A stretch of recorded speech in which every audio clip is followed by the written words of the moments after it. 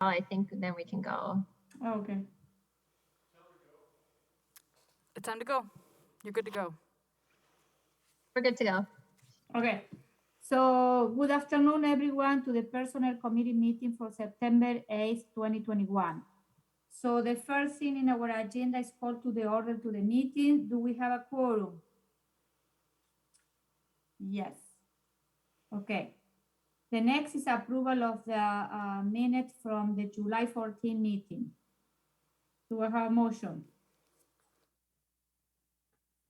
I move to approve the minutes. I have a Second. comment. Okay. I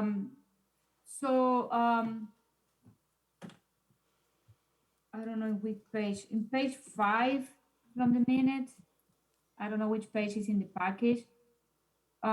Is the motion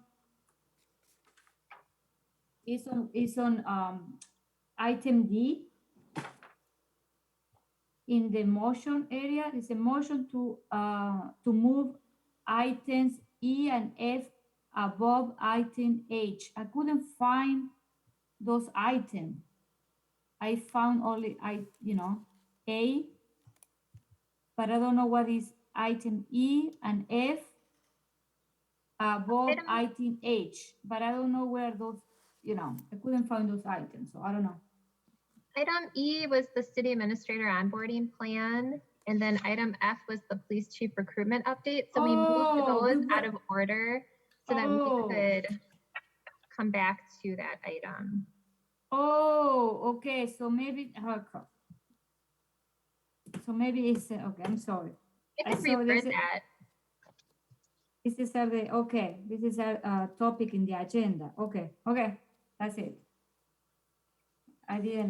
I was looking other thing. Okay, it's fine. All those in favor of approving the minutes, say aye. Aye. Aye. Nays, the motion carries. Next is public appearance for non-agenda item. Do we have anyone on the chamber? No one online. No one in chamber. Okay. Online? No. Okay. So next we move to the agenda items. So the first action is an update for the police chief recruitment. So Sarah. Yeah, so we have multiple meetings in the month of September. So just to give the personnel committee an idea of how often the Police and Fire Commission will be meeting, next week, Wednesday, we have our regularly scheduled meeting. But after that, we have about 3 other meetings just for the police chief process. So our first meeting regarding the police chief will be on the 20th, and that's when in closed session, the investigator meets with the commission and goes over those 2 reports. And that's where the commission will identify which interview questions to ask. And then on the 22nd of September, that's when the 2 finalists will be at City Hall for an interview. So I actually think that's the same evening as the committee of the whole meeting. And they look to start those interviews at about 5 p.m. They'll be in the Genie Ceiling room, so there won't be any conflict with rooms. And then on the 27th of September, it's a Monday, that is where there may be a hiring recommendation. So we're trying to stay away from absolutes here just in case something changes along the way. But ideally on the 27th of September, that's where there may be a hiring recommendation made. So we just finalized those meetings and we have those on the calendar.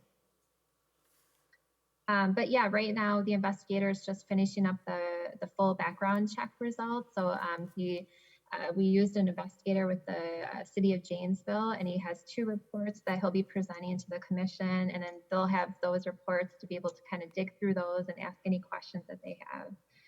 And then the ideally what they want to do for the last interview is actually dig a little bit deeper into those background results and ask the finalists a few questions as it relates to their background. So that is it. And then we have a new update on the timeline in the Fitchburg Star that goes out Friday, I believe. This Friday, every month we have that printed version that goes out to each resident. So in there will be an updated timeline. And I know that Kimberly was putting together kind of like a profile on each of the candidate and to give the community a highlight of, who they are, their background, their picture, and all of that. Okay. I have a couple So, of questions too. okay, so any question from Sarah? I do have a question. Okay, go ahead. So for just a couple info about the meetings that are forthcoming, is 9:15 meeting not going to talk about the police chief recruitment? It's just going to be focused on other PFC issues? Yeah, the background checks took longer than was anticipated. So originally we were hoping for September 15th to make the hiring decision. But because the backgrounds aren't completed and the PFC inserted a third interview, we had to push that hiring date to later in the month. So next week will just be the regular scheduled PFC meeting where we just talk about the typical police and fire agenda items. Makes sense. And then the 9:20, is that primarily going to be a closed session? Will there be any information about the background checks shared publicly, or is that pretty much just going right into closed session and that's that? Yeah, that will be in closed session. That as well as the interviews. Okay, and then... Who are going to be in that? Oh, sorry. Oh, and just last question about 9:27. Is there, you leaving time I assume at the beginning for public comments about, and then also, Absolutely. are any of the emails that have been sent going to be read? I don't know if people, I assume that some people from the outset have asked for it to be read because they can't attend the meeting. Is that something that's going to be part of the beginning of the process before you go into closed session? So that's a good question. We haven't talked about how we're going to share that. I mean, at this point, I think we've received something like 75 emails. So I don't know that it's feasible to read each of those, but we could read off who were all of the people that submitted a comment or email to the commission. I don't know. I guess if you have some thoughts about that, I could definitely share that with the commission. But we would encourage anyone that would like to come on the 27th that they're welcome to attend before they go into closed session to potentially make a hiring recommendation to share any feedback that they have. Okay. My understanding, Gabriela, because I have the same question about the emails that the PFC are receiving and how if the community can, they can be public, because, I would like to see, it will be great to have an idea about what is the community input for this. For the two candidates, and I talked to the city attorney, and she told me the only way that we can know what is on those emails, we need to request an open, what do you say? Oh, I forgot the word. Open records request. Open record request. So I want to be sure, why do we need to do that? Because this one is supposed to be, why is this one cannot be public information? And if we want the public to know, how we can, if we really need to go to the route to do an open record request, you know what I mean? Because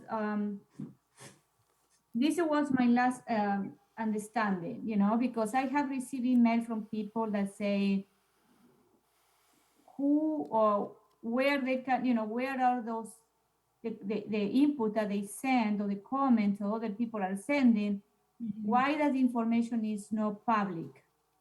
Because we usually do it with the rest of all our council meeting and commission. Sometimes people send email and those, they are part of the minutes and the public comment. So I want to, I don't know if there is something that we don't know legally, but since this one is a very important, hiring, so I will be curious to know what are the comments of the people about the two last candidates, you know what I mean? So I don't know. That one is something that, because I heard that I am confused now, you know what I mean? So. Julia, are you looking for the comments, like specifically what people said, or are you looking for a summary of, all right, how many people are for Alfonso? How many people are, are for Vic? Or... I am looking in general for the comments, like every other single email that people submit all the time to all of our council meetings. There are plenty of people that send emails, and the mayor reads some of them, and the one that he doesn't read, they go to, they are part of the minutes. So that's it. I want to know why those emails cannot be, and like Gabriela asked, why those emails cannot be read before they go to a closed session. I'll look into that a little bit and then bring it up at the commission meeting next Wednesday as a non-agenda item, just to see if there's anything that we can do to share those comments. Or maybe they can provide like a summary of the comment without removing all the names of the people and, I could also, if I can make a suggestion, it would be useful to clarify even if we can't read, if they choose not to or can't read all the emails, it could be nice to just acknowledge how many emails have been received and that are being considered. And then also if you can, I don't know what acknowledgement has been sent back to the residents when they do send an email in, if there's some sort of acknowledgement receipt, just to let them know that the PFC, because I know my understanding is that the PFC is not going to be communicating with every person, which makes sense because you don't want to have ongoing conversations with 75 residents necessarily. But maybe you could reach out to the people that have emailed and say, looks like the final hiring is going to be made on 9/27. You're free to make public comments, but just to clarify, your email has not been read at any. I mean, because I don't know if people know, because I know that there's sort of this impression now that people send an email that can be used as a public comment, because that's what we've been doing since the beginning of the pandemic. And so I think that some people may have the expectation that if they send an email in, that it's going to be part of a public comment. And so maybe just if it's possible to send out like a blind email to everybody that sent in and just say, here's the final date, feel free to come speak. Just to clarify, your email was read by the PFC, but will not be read publicly at the meeting, but you're free to come in, speak yourself, or come in person and register an opinion. Okay. Great feedback, thank you.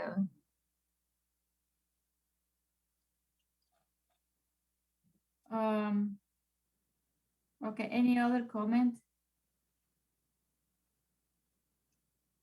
So what happened after the PFC decided and recommend one person?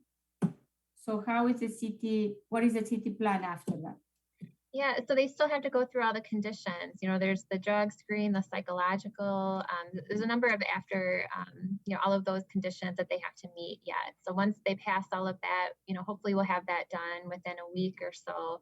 Then it's just a matter of finalizing the start date. So, and again, I mean, there's 3 avenues that we could, there could be there could be hires, with Al, hire with Vic, or we could start a new recruitment. So we just know what is going to happen, and the commission has a very open mind as far as next steps. And in order to hire a chief, the commission need to have like a majority of the vote, or they need to look for everyone on board? Yeah, they have to have at least 3 votes. Okay. Absolutely. Okay. Sarah, I have one more comment, if that's okay. Yes. Gabriela? Yes, yeah, Gabriela. Okay. I just wanted to say I appreciate you getting the information on the Fitchburg Star as a, that's a great way to communicate with the public. And I'm sure I know the answer, but just to clarify, that article will have the PFC's email and the phone number so that they can contact if they choose to after reading. That's in that article, you bet. Awesome. Thanks. Yep. I couldn't hear what it was the question, the comment? Yeah, Gabriella wanted to make sure that we had the PFC email and the PFC phone number on that article that goes out in the Star, just to make sure that people know how to get in touch and share any feedback that they have. Okay. Okay.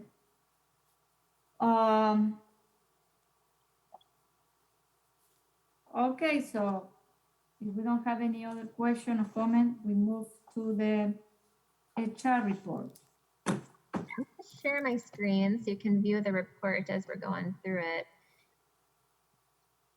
So, we're struggling a little bit with recruitment and retention. We have lost a few people since our May Personnel Committee meeting when we looked at this HR report before. And here's just a glimpse of the hires made since May of this year. We have a new full-time receptionist, Carla, that just started yesterday. Carla is a great addition. She's bilingual too, which really helps to have at the front desk. And she's very energetic and happy, so please introduce yourself when you see her in front of City Hall. We have a full-time public works maintenance worker. We have 2 part-time library assistants, 2 full-time new police telecommunicators, and a new part-time library admin assistant. So it's been steady with recruitments. Amy, who does all of majority of these recruitments, has been really busy. And then we have our police chief process, of course, as you know. We just lost our residential property appraiser, and I'll get into the reasons later on here. And then we've got flag football referees that we're posting for. We're going to be posting for police officers next week, so we'll have an active recruitment for that. And that'll be open for, definitely a good month. So if you look at turnover, you'll see, so we lost our receptionist. She was promoted to deputy clerk, but she also did share some personal reasons for leaving in her exit questionnaire that we have started to address as it relates to, training, some things that our diversity and inclusion employee resource group are talking about. So not necessarily, her specific reasons for leaving, but just general, making sure that our environment is inclusive here. And so from there, our residential property appraiser left for the city of Madison. So they have a really nice career ladder series for their appraising positions, and that's something we just don't have here. As a residential property appraiser, that's a 1-level position. And then our full-time police telecommunicator left for the same position, but for the city of Sun Prairie, getting higher pay. And then we lost 2 police officers to the city of Madison. And specifically one I just talked to last week cited more specialized opportunities. So there's a lot of opportunity to kind of get focused in an area where here, our officers wear a lot of hats. There's a lot of things that they're expected to do. And then we had a utility public works maintenance worker who retired. So that's turnover in a nutshell. Any questions about recruitment or turnover or current recruitments in process? No, but I we need to, I think we need to pay attention to, I imagine that you have an exit interview when people are leaving, and to determine what are the things that we need to do to improve, the police department is always people are leaving to Madison. It seems like it's a very common trend, that they stay with us and then they go to bigger police department where they get better career paths or salaries, you know what I mean? So this is other thing that we need to determine, what are the things that we can offer. This is what we are going to talk about the initiative that you have on the trend, how we can incorporate some of those trends in, in the city. Because I think there is a shift in the workplace now, and it doesn't matter you're like a government or private, there is like a transition. Something is changing, and the other thing I want to maybe we need to. I was surprised to learn too that our on-call firefighters are getting paid so low compared to our surrounding municipality. I was in shock when I learned that, you know what I mean? And this is other thing that we need to look and compare to other, what other municipalities of our size are paying, and, because if you know what I mean? So try to avoid that people are moving to, to other places when it takes us a lot of time to train them, and training costs money too, you know what I mean? So this is something that I want to talk to you of the meeting, but it's something like, I was shocked to see the difference, even I compare with the Verona, so things that we need to look, compare our salary comparing to the market and to to other municipalities. I imagine that you do that, so. Yeah, and we are having a hard time with filling paid on-call firefighters. It's just been a struggle.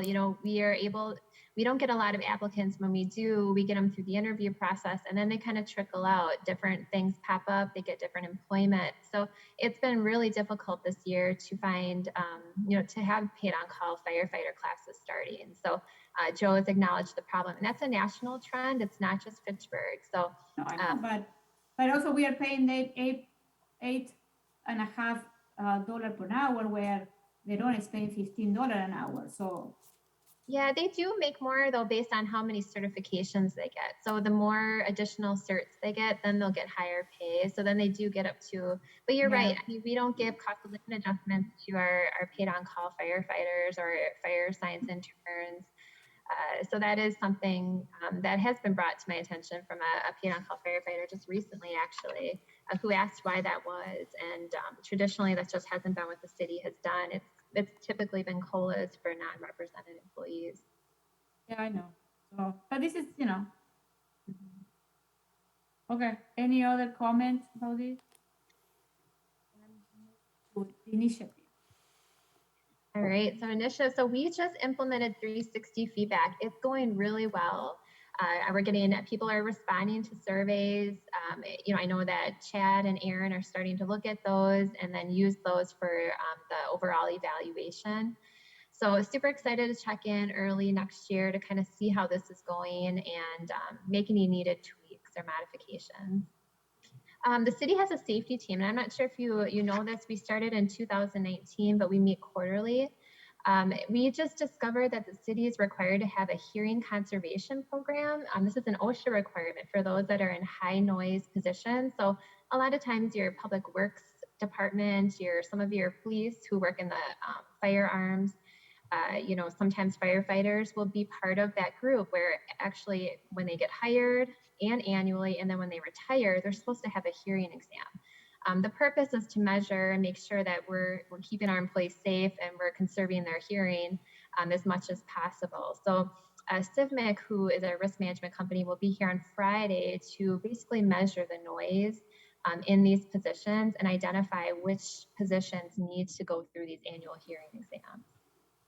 So that was interesting. That was a really good discovery on the part of our safety specialists or our safety team, and then particularly one of our members in the police department. Can I ask a question about that? Yeah. Yes.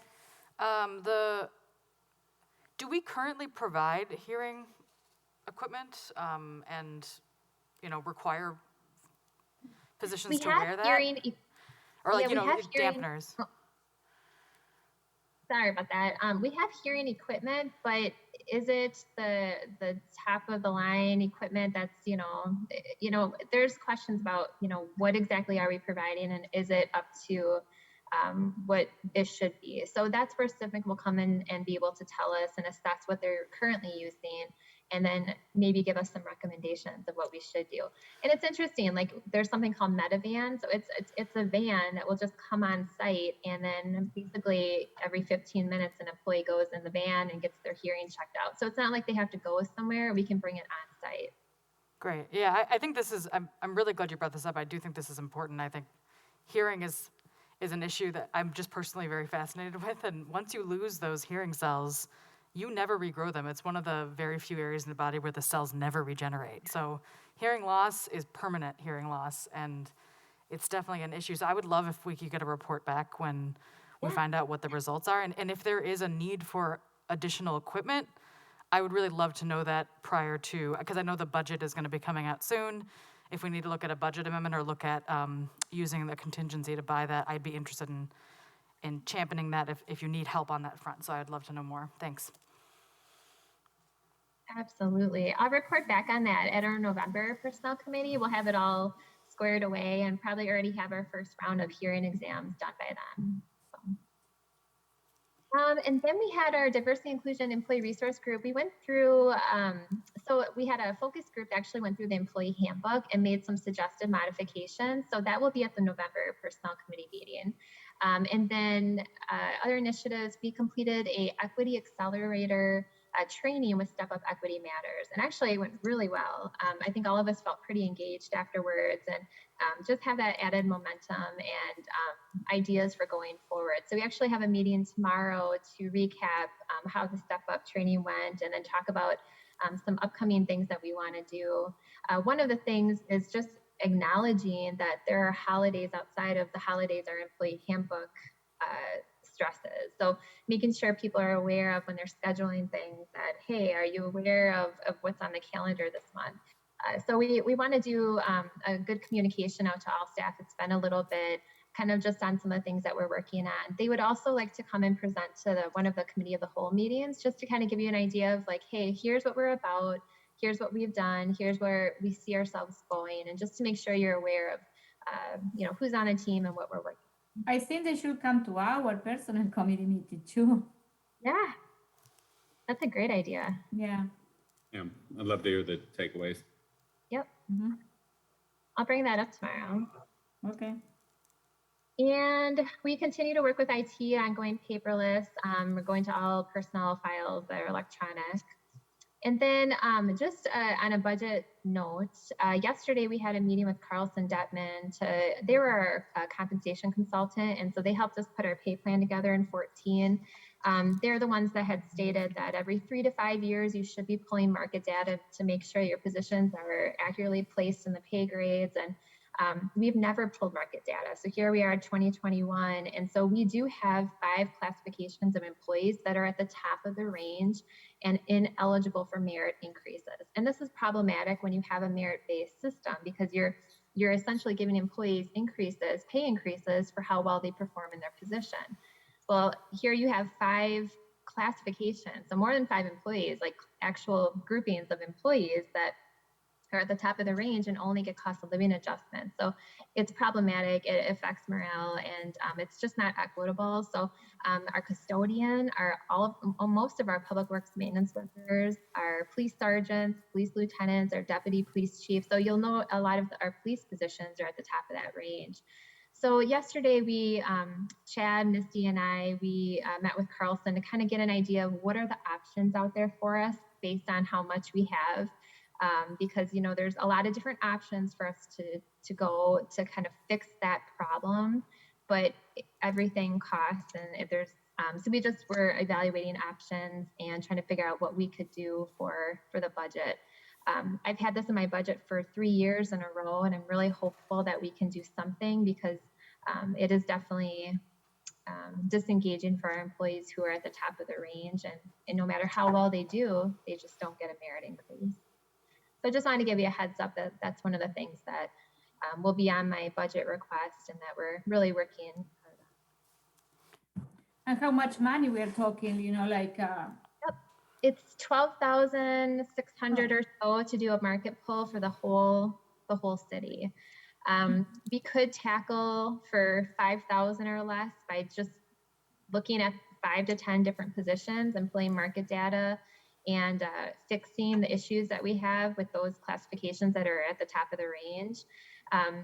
Again, that's just the initial cost of the study, but then you also have to adjust for, all right, what if Carlson says, yeah, you need to move this position up a pay grade?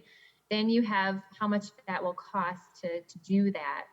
So if you have 15 public works maintenance workers and they identify that, yeah, this position is not competitive in the market, which we already know because we're not able to recruit and retain, then you're going to move them up a pay grade, but then you're going to also have to adjust for pay, because now all of those 15 maintenance workers will see a pay increase. So you have to budget for that. So it's not just the cost of the initial study, it's also getting those employees into the right pay grade or getting them adjusted.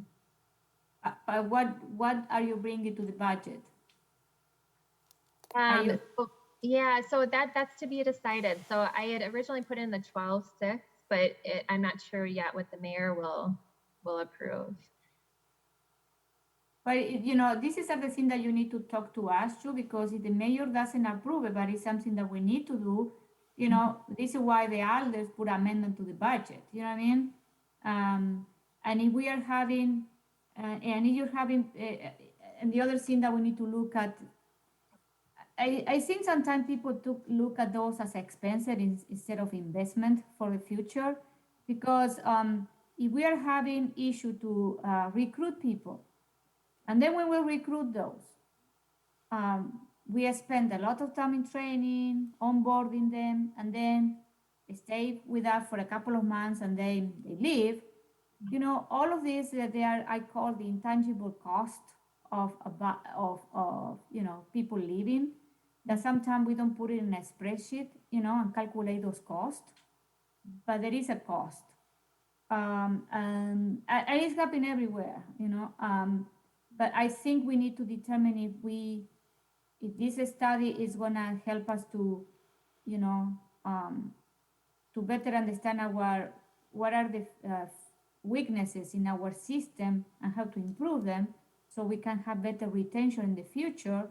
I think this is an investment, you know, something. Yeah, it's $12,000 now, but then I bet you that you spend more than $12,000 a year in hiring and recruiting and posting position and your time doing interview and your team. And if you add all of that time, that maybe you can be working in a different project, but you have to constantly hiring, people and training, and there is an intangible cost there that sometimes we need to determine that, you know, investing some time in these tools can help us in the long term. I agree that 100%. I think that we have to invest in our employees, especially now, at a time when everyone's looking for help and looking to keep people. And even if we can just get something approved so those 5 classifications aren't stuck at the max of the range, that would be phenomenal, because I mean, it is so disengaging for these employees to see everyone around them get pay increases for doing a job well done, but they can't. And also it's gonna make, if they see that the city is have the intention, okay, we found that there is an issue and we are trying to fix it, and we're coming with this project, or this, what is you want to have the study, market study. I think they are saying, oh, they are putting, they are trying to fix our issue. That one can help them, can boost morale too, because the city is trying to fix the issue. You know what I mean? They are trying to say, it's like we are sending an indirect message. We want you to be part of the team. We want you to keep you, but we are doing all these things to see how we can keep you, So, there are things that we need to, you need to put in your budget. And then if you get rejected, you need to talk to us, and then we can see what we can do. Thank you. Just a quick clarification question. Yes. Those employees still do get cost of living increases, or does it totally cap and they can't get any higher than that?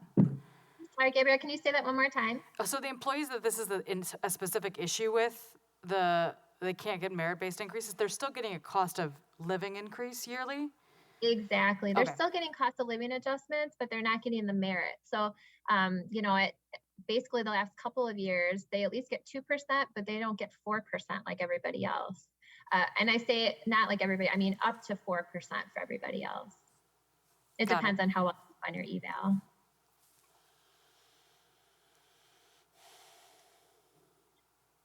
Okay.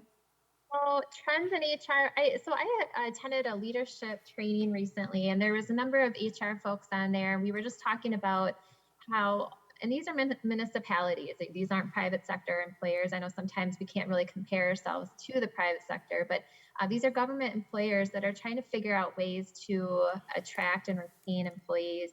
And just looking at benefits in total, we have a lot of different generations in the workforce right now, and needs and benefits that people want, desire are changing. And so we're trying to figure out, what are ways that we can attract. And so one of the things that everybody was mentioning was, of course, flexible scheduling. So the city already offers flexible scheduling, and that's at the discretion of the department head. But, not all positions offer that ability. Our customer facing, if you're at the front desk, you don't necessarily get to be working from home. If you're essential emergency personnel, obviously you're out in the field. So, there's questions about, well, is there other things that we can do that we haven't thought of? And we have teleworking policy, so that's great. We are definitely moving in the right direction. We've got people who can work where they need to. And I guess the only other thing we could do is encourage and promote more telework from, even the library. One municipality was talking about, hey, it's okay if you're not in your cubicle. If you can be working from your local library or, your local coffee shop. I guess introducing and making sure people know this is the norm. It's okay if you're not at your workstation. It doesn't mean that work's not getting done. It's a culture shift and a mind shift. But I think the city does offer some really good flexible scheduling. We do allow people to have sometimes summer hours or to work, different hours depending on what their personal situation is. As long as the operations are being met and customers are being served, that's always number one. But making sure we have that flexibility is pretty important. It was interesting. Some people talked about moving away from a 40-hour work week. I know we haven't talked about that yet.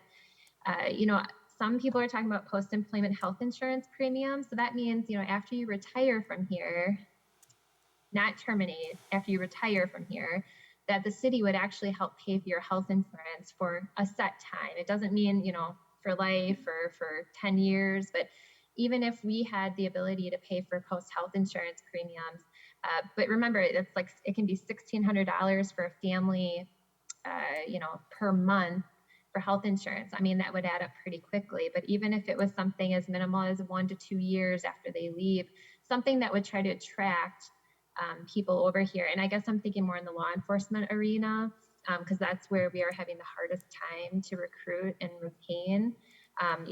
What makes our police department stand out from the other police departments? And right now, of course we have benefits and there's a lot of great things about our department, but we have to somehow stand out a little bit more. I know that some organization, what they do is, some people, they have a crew vacation on the books, or PTO that, that they track. And then if you don't use those one and you leave the organization, they can pay you health insurance, without, what I mean?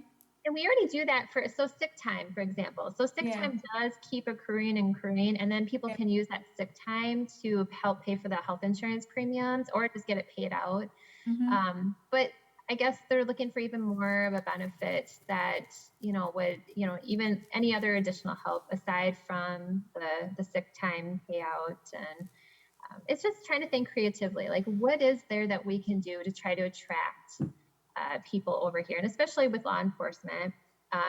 There's lateral programs going on all over. So a lateral program means that we can hire an officer who already works for another municipality, and we can bring them in at a higher rate of pay. We've had this in place for a few years now. Well, Madison just incorporated a lateral program this year. So hence, that's why we just saw 2 of our officers leave.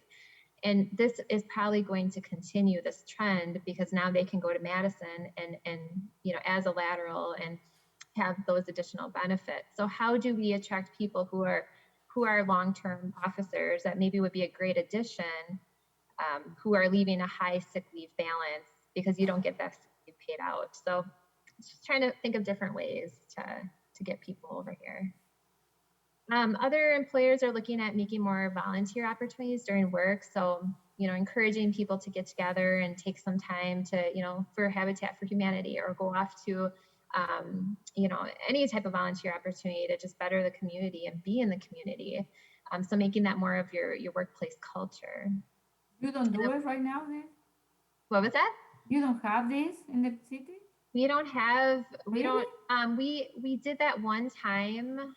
It was about 5 of us and we took off early and then we just used our accrued time to volunteer. But, people can always take off, use accrued time, take some vacation hours and go volunteer. It's not normalized. We don't share volunteer opportunities. We don't, encourage getting together to do those things that would be really beneficial. So, and maybe that's a thought for the ERG. Maybe that's something that we can help to inspire and bring people together to do. Even because especially Sarah, for the new people, I know because we offer a webinar this, and the new people, you know, the new generation, they really love to that we are a company that we do a lot of community work, and this is the first thing that they tell us in our interviews. And we offer, and we have in our manual, you know, that I think they pay us like up to 6 hours a year or something like that. There is a, you know, an amount of to do this volunteer work, you know. So I don't know, it's something that you is gonna be requested more for with the millennial and the older generation, because they are looking for that type of, it's part of the value system, and they would like to work for companies that they offer those too. Exactly. Mm-hmm. Yep. No, I agree. And I like having a set number of hours where, okay, you get up to 6 or 10 hours that you can go here. Mm-hmm. That's really, really important. Mm-hmm. The next thing we've got is paid parental leave. So I talked about this a little bit last time, but we are looking at that feasibility. And again, even if it's like 4 or 6 weeks of paid parental leave, it would be something that we could give our employees who are coming in. One of the requests from a lot of younger generation employees is more time off. They just want, I just want more vacation time. I want to spend more time doing what I want to do. So looking at the feasibility of something like that. And mentorship programs, you know, when you get a new employee on, who are you pairing them with to help them succeed? Who is their contact? Do a new employees start and do they feel alone? I would love to entertain a idea of a city mentorship program, or maybe it's department specific, but trying to help our new employees so to help better retain. Yeah, we do that in my current job too, and we have we call like a buddy system, and it's a mentor program where you know they align you with someone. Usually it shouldn't be your supervisor, you know, it shall be someone different from your team in another department, you know. We have a process, you know, you have to meet regularly, you can go to lunch together, you can invite that person to go to an activity, you know, but create that person has a person to go, you know, and, you know, as a buddy, you know, asking questions, you know. So, yeah, it makes, you know, I have one, so I have a mentor, so it's great. So. I love that. I think that would be wonderful. One of the things I didn't put on here was a leadership inspired employee resource group. So trying to get together more of the leaders of the organization to talk about topics, hard topics, you know, things that they have thought would be, you know, good changes to make things more efficient, or just leadership principles and practices, and how we can inspire each other to look at things in different ways. You know, what kinds of conflicts or situations are you coming up on, and what's worked for you? And so it would be interesting to see if we could have some more support for our leaders in the city, and have some type of employee resource group that's just for that group of employees. Something I didn't mention that I wanted to let you know that is going on before I get into future projects is HR right now is investigating a claim of harassment. So this was brought forward to the Police and Fire Commission because it's also a complaint to the Police and Fire Commission. So I'm safe to mention this to you in open session, but basically Amy and I we're investigating a complaint of harassment in the fire department. And we've met with about 18 different employees. We just wrapped up all of those interviews, and I'm drafting a report right now to share. So I will definitely share that with the personnel committee, and then I'll be sharing it with, of course, the complainant and the respondent, and then taking it to the Police and Fire Commission. Basically, what the Police and Fire Commission will do is they'll look at the report and then determine whether or not there should be some type of hearing, and then go from there. So just a heads up that there has been that complaint, and that HR is working on that. Okay, thank you for the update. Yeah. So future projects. So again, just making sure we're evaluating trends in HR and looking at new benefits and the feasibility of those. Looking at a paid parental leave program. So I definitely, for 2022, I'd love to have something concrete here. And then hopefully maybe we can even phase it in a little bit. I know it's not something I've budgeted for, so it might not be able to happen until 2023, but whatever we can do to kind of get to that having a city mentorship program. We're going to be giving some performance evaluation refresher training to all of our managers. So this is for all of our managers that are evaluating their employees. This was implemented back in 2014, the merit-based system, and so it's just been a while, and we've got a lot of new managers too. So, and then potentially, so I mentioned this has been on my HR report the last few times, but at some point in the past, we had a donated vacation policy. This was for like employees who are in dire need. Maybe there's some type of tragic incident going on, or they're ill and they have to be out. They have no more accrued time. This gives somebody an opportunity to donate any unused vacation and potentially even comp time, probably just vacation actually, vacation time for an employee who's in need. So I don't know if that's been brought up from a couple of employees as something they'd love to see come back, but I still have to explore this with Misty to kind of see what were the issues when we did have it and why it was phased out. I think you need to explore it with legal too. Because yeah, legal too, right? Everything's with legal, every policy. And that was the other, the whistleblower policy was meant to be on this agenda. We had to take it off. So legal had a few more recommendations on the policy. So it wasn't quite ready. So it'll be on the November, but the whistleblower policy is recommended. It's a best practice and it's a requirement for receiving federal funds as well. So that'll be on November. And then I broke down the general, well, I didn't do this. Okay, can I give you more initiative? Yeah. I think this is something that I think we need to work also for future project to have a better onboarding system for new alders. What? For? A better onboarding process for new alders. Yep. I think the training that we have or they have lately, that one meeting, that's it, is basic. I think, I don't know, you want us to bring something, a proposal, or do you have the time to put it together, or you want some elders like, we are the three of us, we have experience coming as a new elders, and we can see the thing that we didn't have in our training that we wish we had. You know what I mean? I don't know, but I think we need to have a better onboarding for the next elder coming in April. Yeah, I could figure out, I think Lisa Sanford, who's our executive assistant, I think she manages the onboarding for new members, but I could be wrong.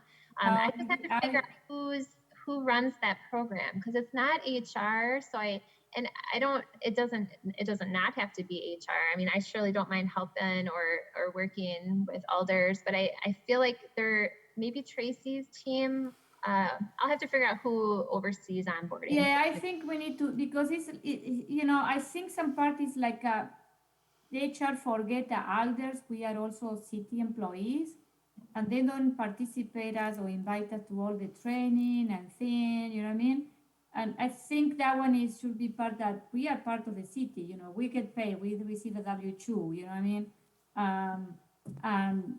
And I think that for comments, new elders, because, I have seen the type of question they ask, they don't know where the resources are, how to look for information, their basic training. I don't know who follow up if they go to the League of Municipality basic training. They should be mandatory, no optional, So I will say that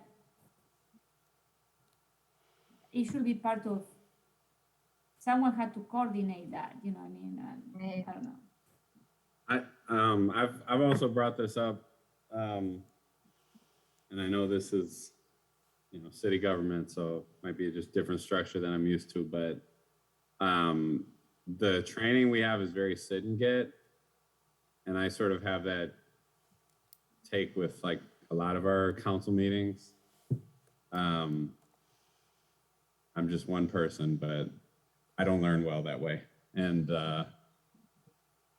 I'm sure that's the case for other people that are taking elected office. And if you have, people that are doing this job part-time for $5,000 a year, they probably have another job. They probably have other responsibilities, and they probably also do much more work than is sort of expected for that position. So if there are ways to have more sort of interactive type of learning, then just I give you a PowerPoint and tell you about this, the way that this thing that you probably have no experience in works. That would be ideal. I've also brought this up with Chad, Aaron, you, but I'm just putting it in a public setting. I've talked to city administrators and other similarly sized municipalities. And one thing that's done with city administrators and alders is having some sort of a retreat post-election, you know, once everybody's settled into their seats, in which people bring sort of, council members bring what their priorities are while they're in that seat to the group, and you know, the city administrator / staff can incorporate it into the work that they do.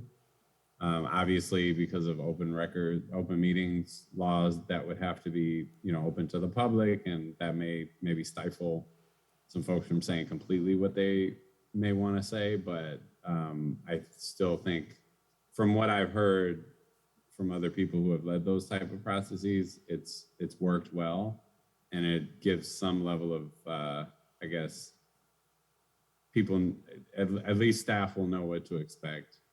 And also I think council members will know what to expect from each other.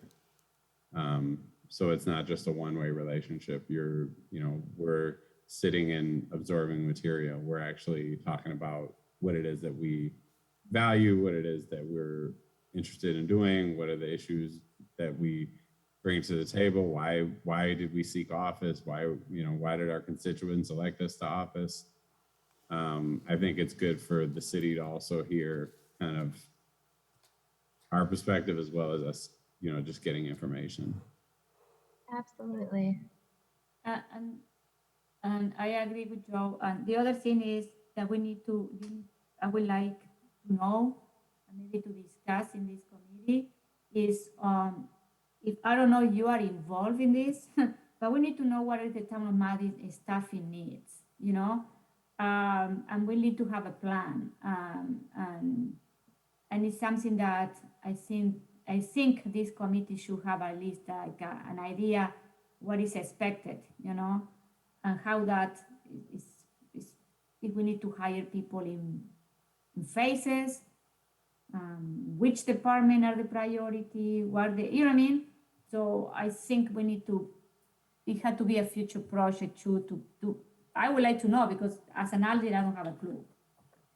I know Christy has put together I think it's a PowerPoint on Town of Madison, and she has a whole listing of all the new positions that have been submitted from different department heads, and then what their, proposed hiring, would it be 2022, 23, or 24? So where is that? Did we see that? Yeah, I think it was, well, I couldn't tell you for sure where it was presented at, but I do have the PowerPoint. I will send it out to all of you, but okay, a good listing of all the different positions that are going to be coming down the pipeline. Okay, it would be good to know. Yep. And the other thing about, what is the 401k match contribution for the city to the employee? Do you have like a match contribution or no? Yeah, absolutely. Yep. So we have the pension program, and so 6.75% of every paycheck is taken out and put into retirement, and the city matches that 6.75%. It's actually higher for protective employees. So protective employees are police and fire. They still put aside 6.75, but the employers almost double puts a contribution for protectives, and that's dictated by Wisconsin retirement as a requirement. No, because another thing that it could be, for some people is as a trend or motivation or a recruitment tool is to, if people are getting the, how do you call this? Like, milestone, you know, like a 5-year, 10-year, 15, maybe the city can give like increase the match 1%, or you know what I mean? So motivate people to stay longer, you know, because the city's gonna put more money in my pension, you know what I mean? So, you know, that one. Yeah, we do have deferred comp. So we have 457B plans. I don't think that the employer can contribute more to the pension because that's Wisconsin retirement rules. Oh, you have that one. You don't have a private one. Okay. Yeah, but potentially we could contribute to a deferred comp program, which is 457B plan for employees. No, but that one this could be sometime what is the motivation for an employee to stay 5 years or 10 years? You know, longevity in the work, you know, because maybe the benefits are getting improved, you know what I mean? So I don't know. Right. No, that's a good thought. You know, but I don't know, but I forgot that your pension plan is full of this Wisconsin one, so different than private one, like, yeah, so. Okay, any other? Then we went to the statistic. Okay. And then just finishing up workforce statistics. So I got this from our payroll system, which I thought was kind of neat. I didn't know that they actually had a generation breakdown. It was interesting to see that we have about 35 baby boomers that are working with us. So we really are going to see quite a few retirements in the next, 5 to 10 years. And then you can see the majority of the employees that work for us are millennials. And then we're starting to see more of the Generation Z. So everything's kind of shifting, and we've got a lot of work ahead of us with recruitment and retention, and especially thinking ahead of how we're going to fill these retirements. You don't know how you're going to get to retirement. You need to have a better, better hiring package. Yep. You have to have a better hiring package. Yeah, absolutely. We have to invest in our employees for sure.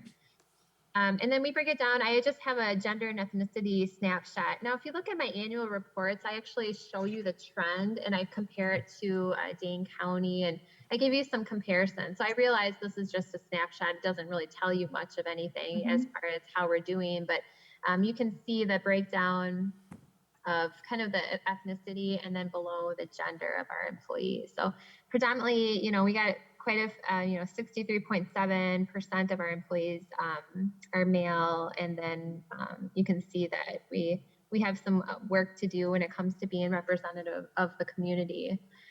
But this is a quick snapshot for you. So the Hispanic and the Black employees, in which department are they? Say that again? In which departments are the Hispanic and Black people? They are mostly in the police department, isn't it? Yeah, mostly in the police department and fire department. Okay. Mostly police, though. The police department is our most diverse department in the city. It's also one of our larger departments. Yeah. How does this compare to other municipalities? Yeah, so in my annual report, I always look at all of that and compare it. I couldn't tell you as of right now, what the 2021 stats and everything looks at. Yeah, I couldn't give you a good answer on that. I did not look at a comparison of the municipalities around me, but again, it's just showing you just a quick snapshot. But if you look at the annual report, or even if it's something that you'd like me to pull into my HR reports, I can start trying to pull more of that, but I try to spend a lot of time on that in my annual report.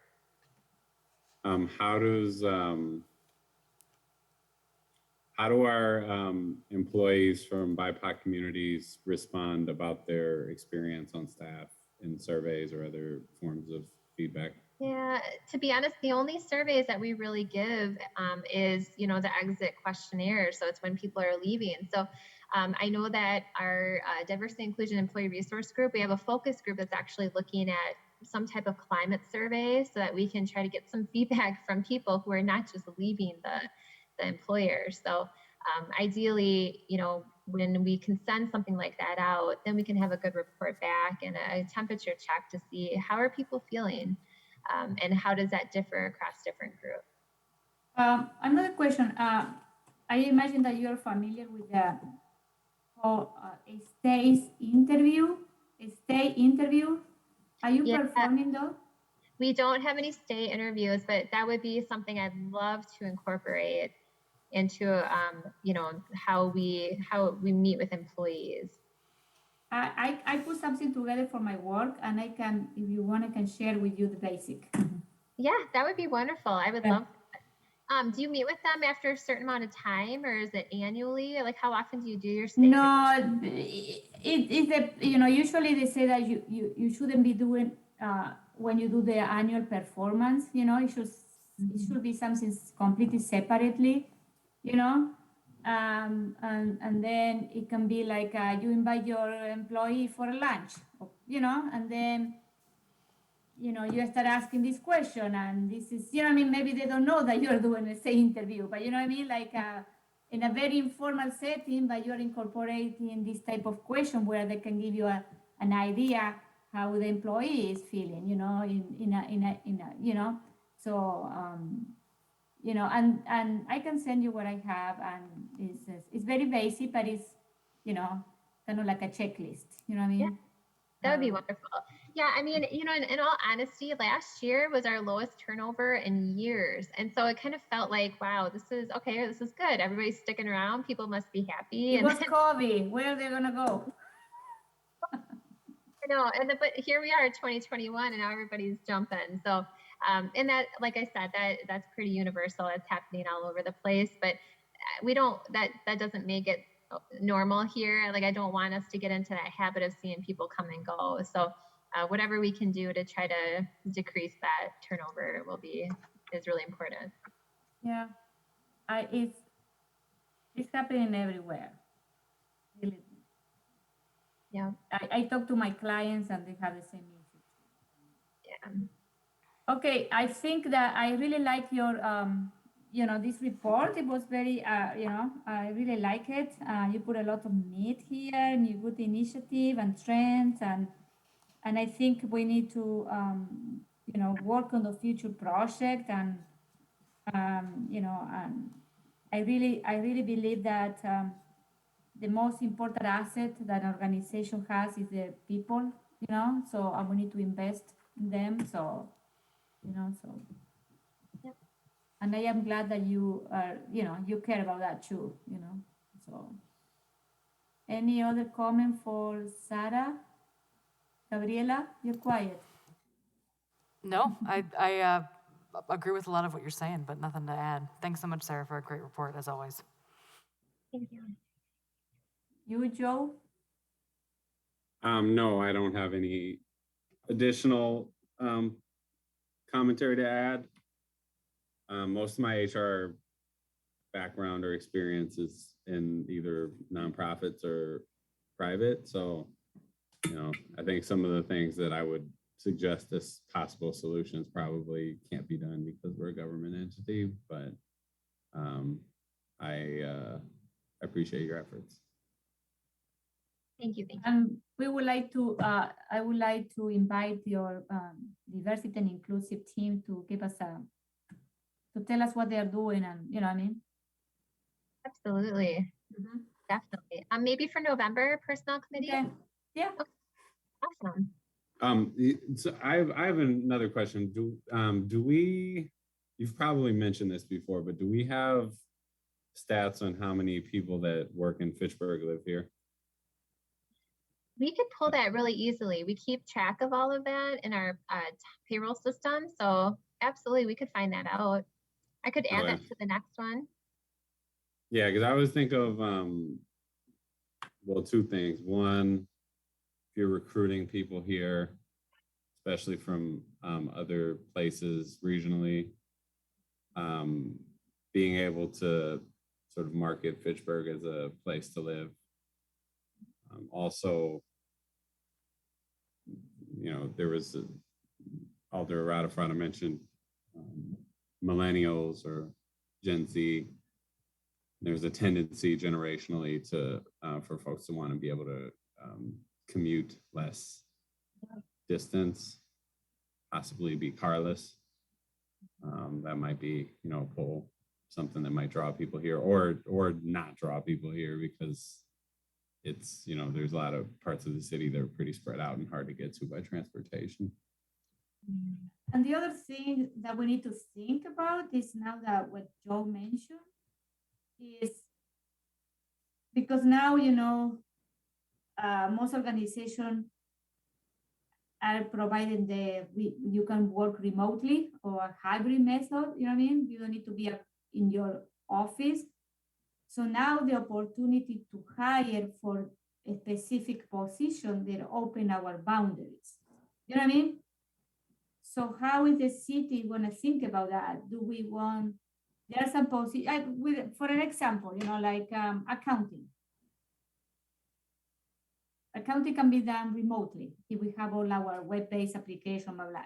Do we really need to hire people from Madison, Fitchburg, Dane County, Wisconsin, or we can open the border to have an employee? You know what I mean? Yeah. We haven't explored that. Yeah. We had a new employee that was going to start, but she couldn't be here for a couple of months. And so she was going to work from out of state. That was an IT though. And that was an IT position, which that can happen more easily. And the manager was willing to accommodate, but in the end, she didn't end up taking it. But that's interesting. You know what I mean? Because there's some position that we need to have the people working, like inside working, but there are other positions in the city that we need to take a look and determine, can be those positions be totally remotely, and do we need to have these people, do they need to live even in Dane County or in another county? I don't know what is, that one is with me if the municipality can have employees living in other state, because there is another complication, you know what I mean? Yeah. I know for profit, there is other, when you have an employee in another state, there are a lot of consequences for your tax liability and all of that. But I don't know for governmental agency, it can be done, you know what I mean? But maybe that one can open we can have people working, a good candidate that doesn't live in Dane County, but he wants to work in our municipality, doing a work that can be done remotely, you know what I mean? Right. I don't know, maybe something that we need to start thinking for the future, how we accommodate that, you know what I mean? Yep. No, I love the creative thinking like that. That's what we have to really start doing, is we can't just rely on the benefits we've always been offering. Yeah.